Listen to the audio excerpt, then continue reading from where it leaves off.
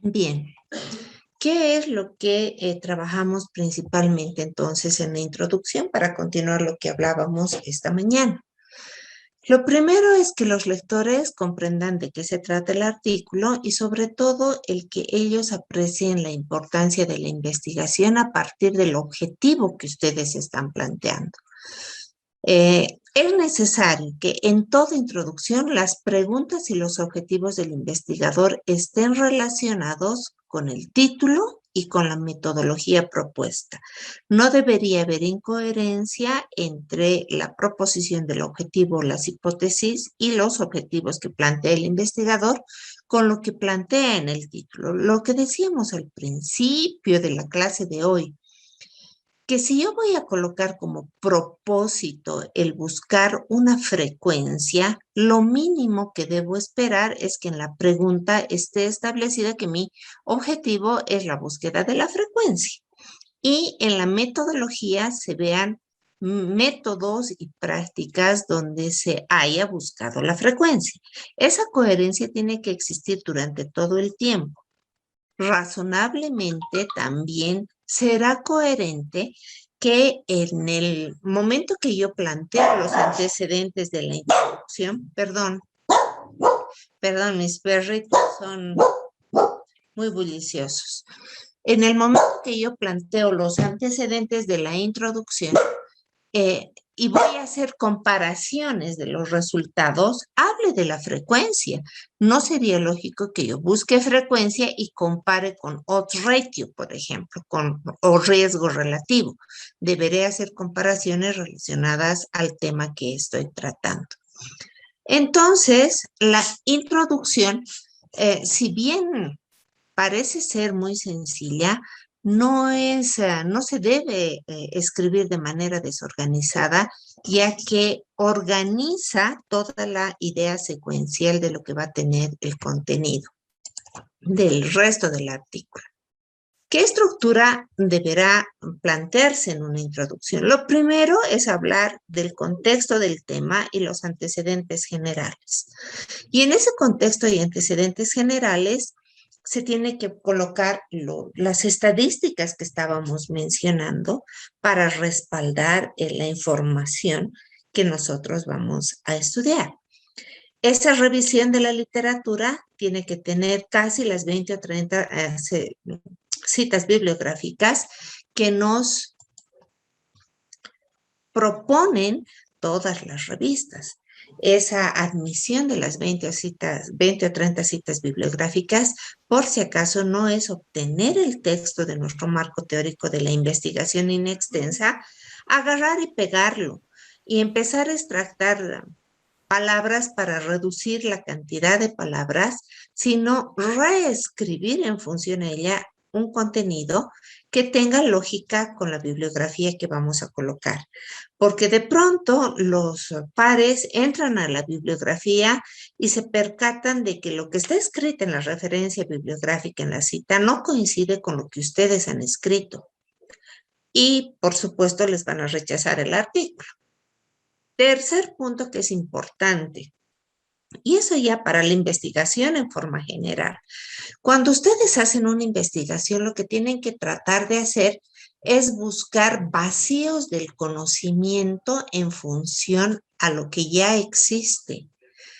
Es revisar el marco teórico de manera tal que yo encuentre que hay algo que no ha sido explicado y eso yo debo explicarlo con mi investigación. La investigación va a ser valedera y va a ser muy valorada por las revistas si es que definitivamente logramos responder a los vacíos de información que reporta la literatura. Cuidado con ello, porque generalmente se hace una revisión insuficiente del marco teórico, tratando de buscar la menor cantidad de documentos sobre el tema.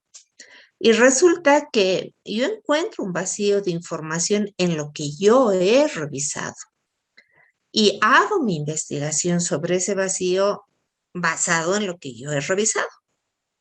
Y resulta que no había revisado toda la literatura referida al tema y mucho menos actualizada porque a alguien ya se le había ocurrido revisar y estudiar lo que yo hice.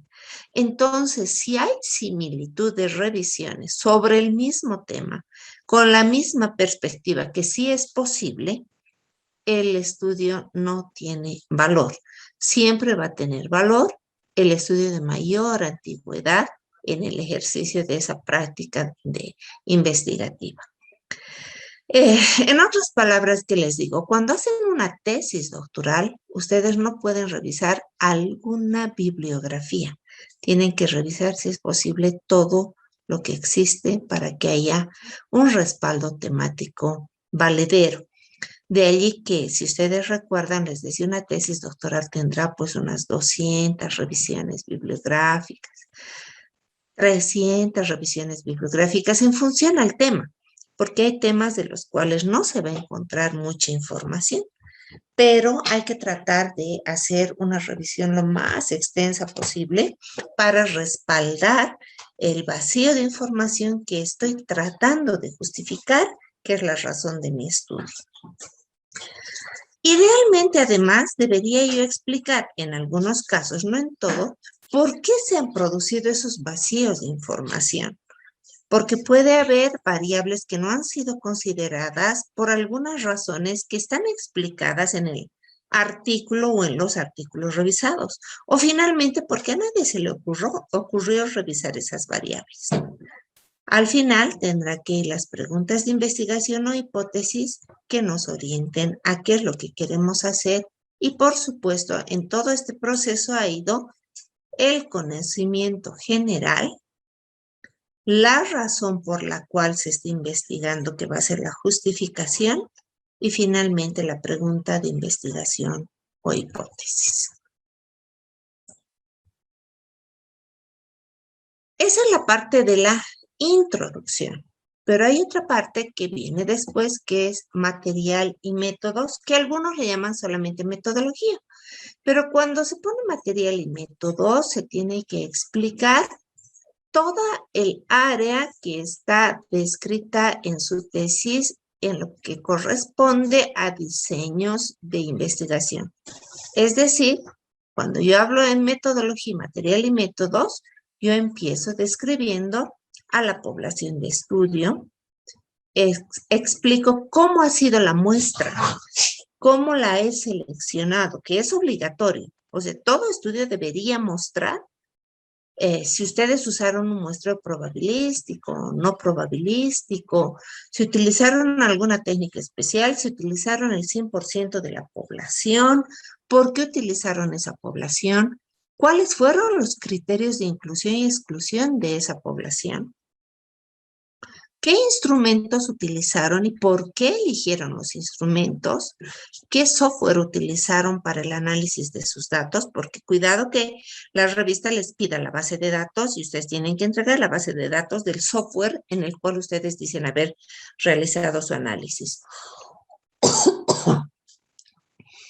En esta parte, si trabajamos, por ejemplo, con algún tipo de equipo o material químico o material, no sé, fungible, es bueno poner de dónde se ha obtenido ese material, qué marca era, a qué lote correspondía y por qué se ha elegido ese tipo de material versus otro tipo de materiales. Porque no se olviden de que la investigación científica de tipo cuantitativo debe ser replicable.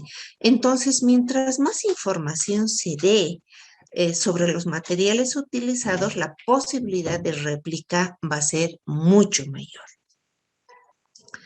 Y tenemos aquí un pero.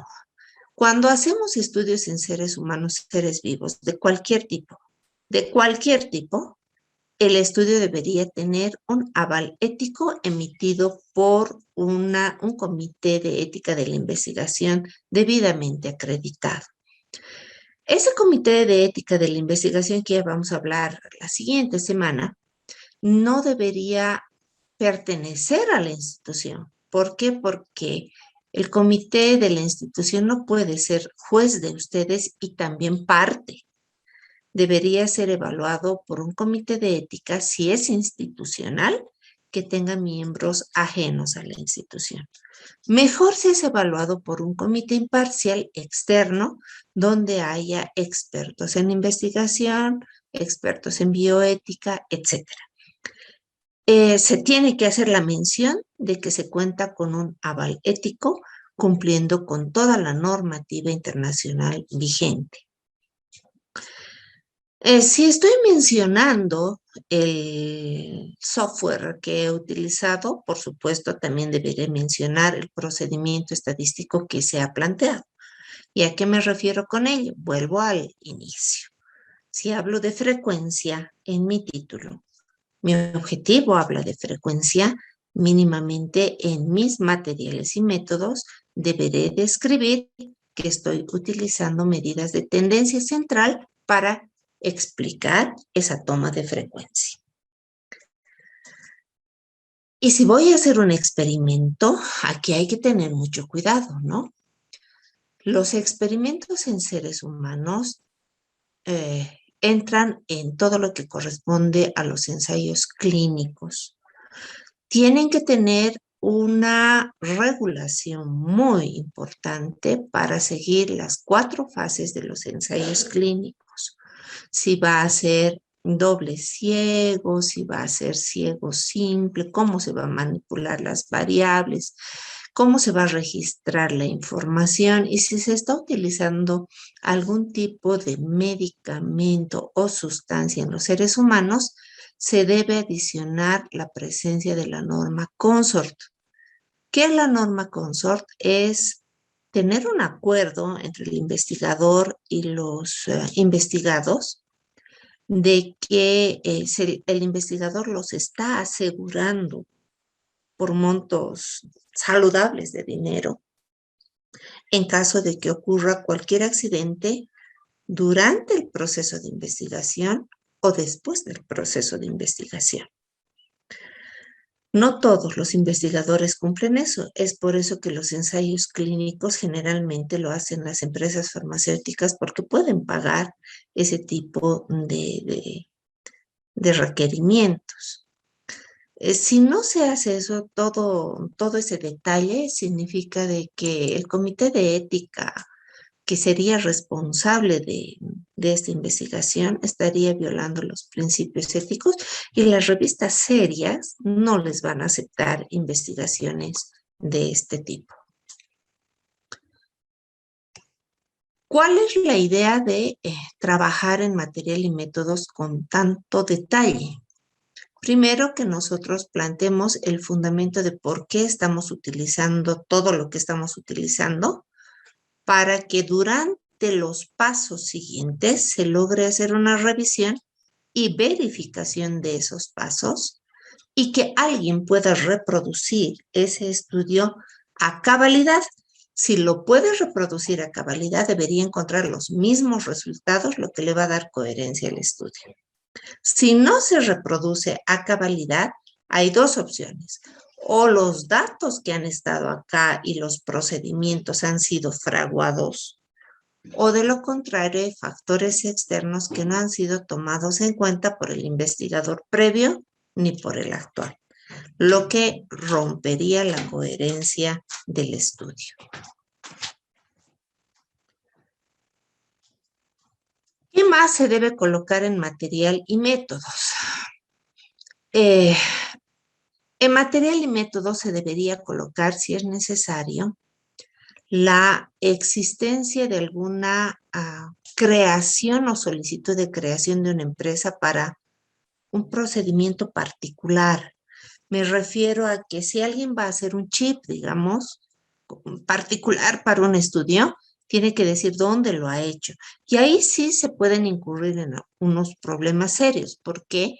Porque ese chip, antes de ser mostrado en el documento científico, debió haber sido patentado.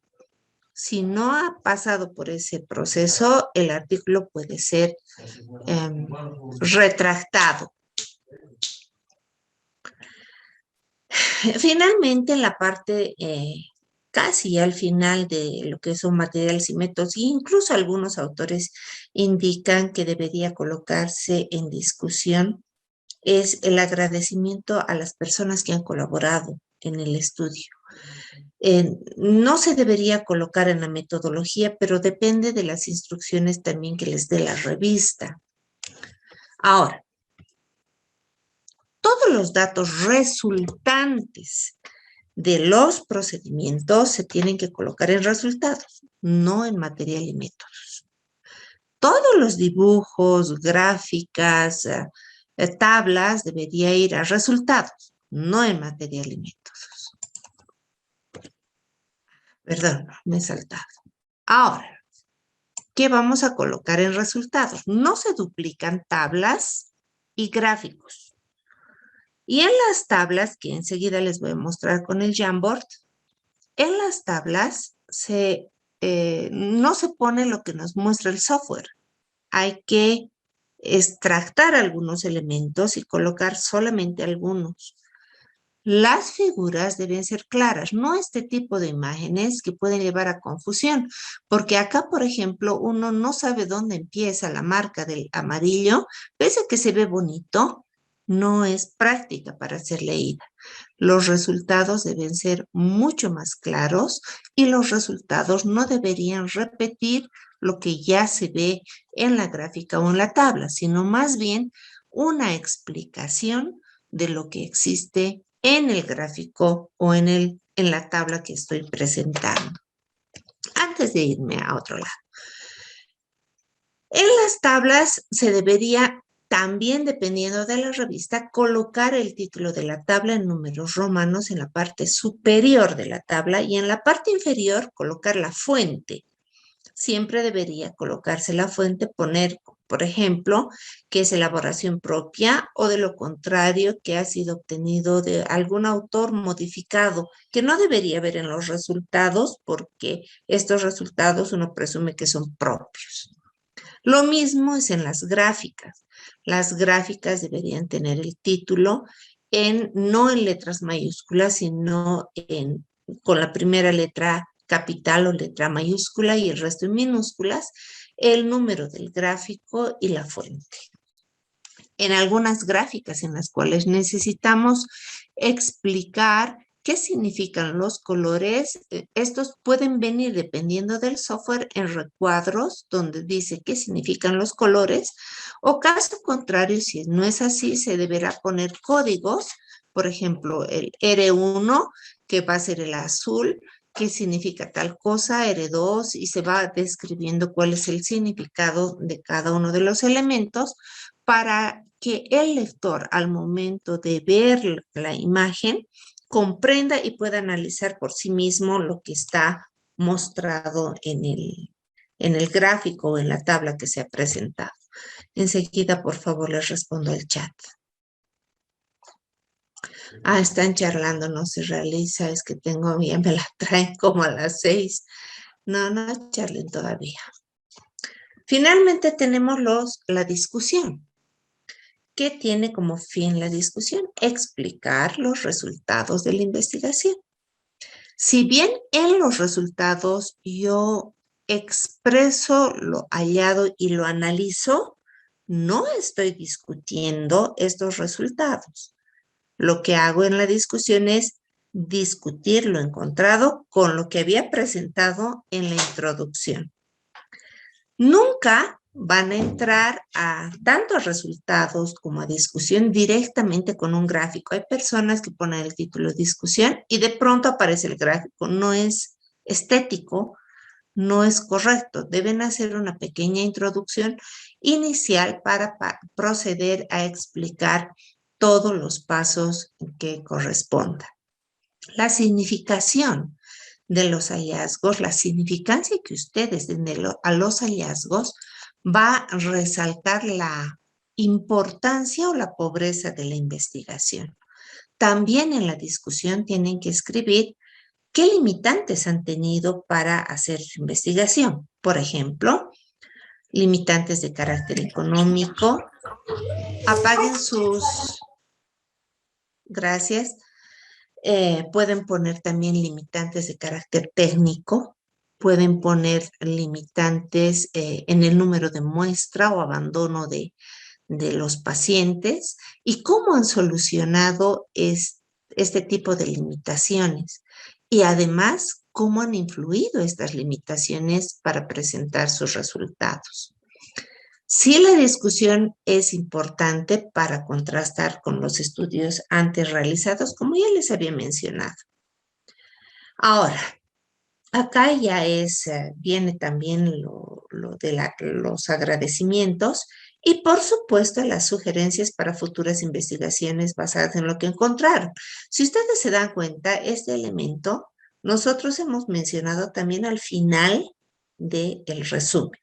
Es decir, que la persona que está leyendo el resumen está leyendo todo el trabajo hasta las futuras investigaciones, solo que de manera muy, muy, muy compilada. Preguntas hasta aquí, porque los voy a dividir otra vez en grupos para que revisen un artículo y van a tener como 20 minutos para leer el artículo. Entonces, quiero que pregunten porque les he escogido un artículo muy, muy particular. Doctora, ¿no nos puede pasar esas diapositivas por si acaso? Como para ¿Van tener. a tenerla ahora? Ajá, para poder revisar y guiarnos como forma de aprendizaje.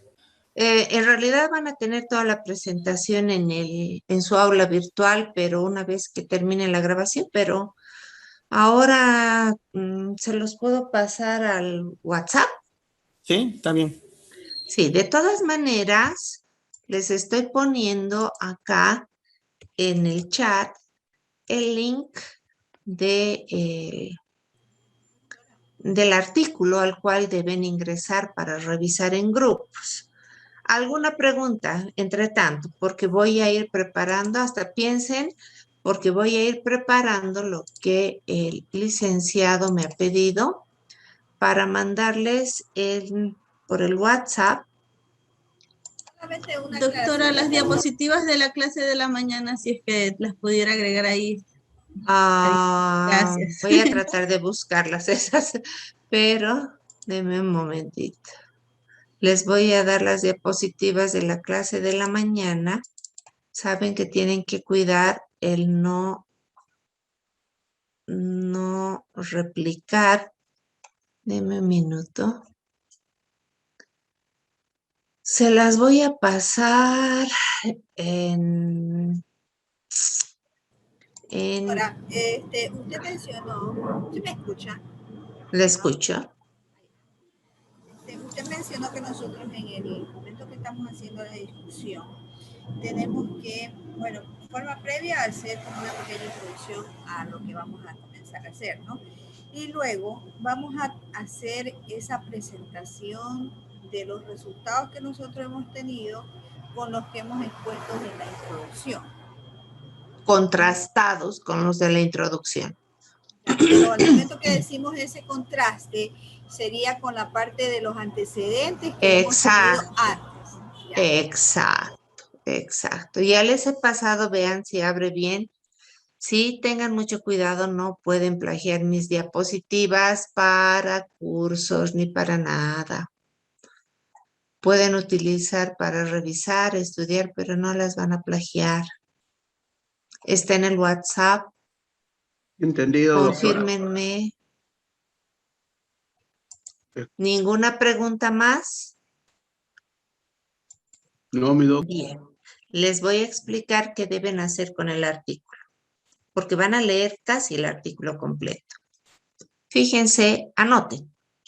Número 1, vean si el título está bien desarrollado. Número 2, vean si el autor se registra con ORCID, correo.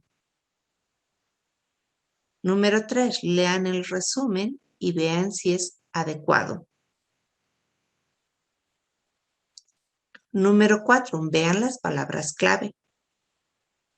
Y de ahí en adelante vean si está estructurado bien el IMRID. Y si el I es correcto, si el M es correcto, si cumple con todo lo que hemos dicho, si el R es correcto, si está colocando bien sus gráficas y tablas, si está haciendo la mención de la fuente, todo lo que corresponde y si su discusión contrasta con lo que él ha presentado. ¿Bien? Tienen, denme un momento, vamos a hacer asignación automática, 3 salas, porque son poquitos, y ya pueden ingresar a sus salas.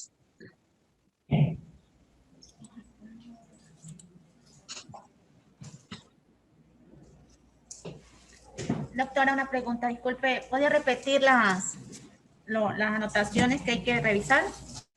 Título, la corrección del título, el autor, si está con ORCE, correo institucional, si las palabras clave están adecuadas, si el resumen cumple con lo estructurado, si la introducción tiene los contenidos que se requiere, si material y métodos tiene todo lo que debería tener, si los resultados están correctamente expuestos, si se coloca bien los nombres a las tablas, las bases, artículos, las citas, si es que la discusión contrasta resultados, si propone estudios posteriores y explica claramente todo lo que ya hemos trabajado.